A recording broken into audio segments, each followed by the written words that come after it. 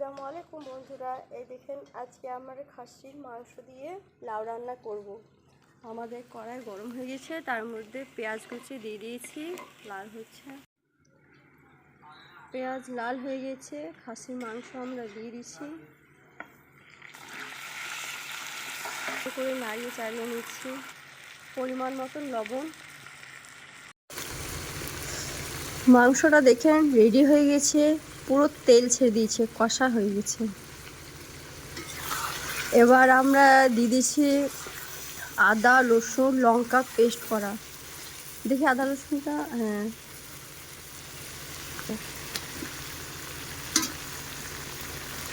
আদা রসুন লঙ্কা দিয়ে আমরা ভালো করে নাড়িয়ে চাড়িয়ে নিব।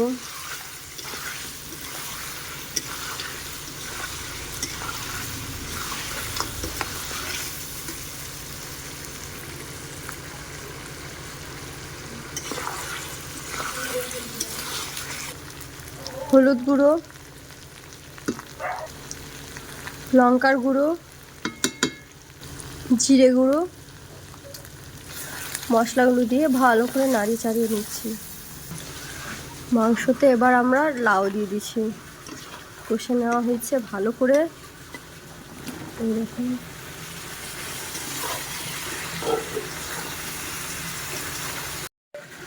লাউটা আমাদের রেডি হয়ে গেছে, ভালো করে নাড়িয়ে চাড়িয়ে নিচ্ছি। এবার আমরা জল দিয়ে দিচ্ছি অল্প পরিমাণে, কেননা লাউয়ে জল বেরোবে।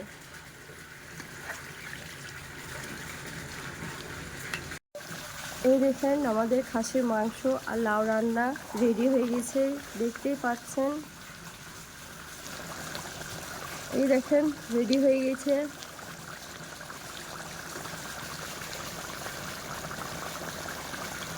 কি সুন্দর লাগছে, কালারটা দেখেন।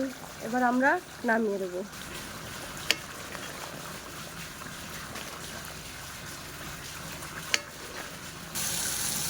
এই দেখেন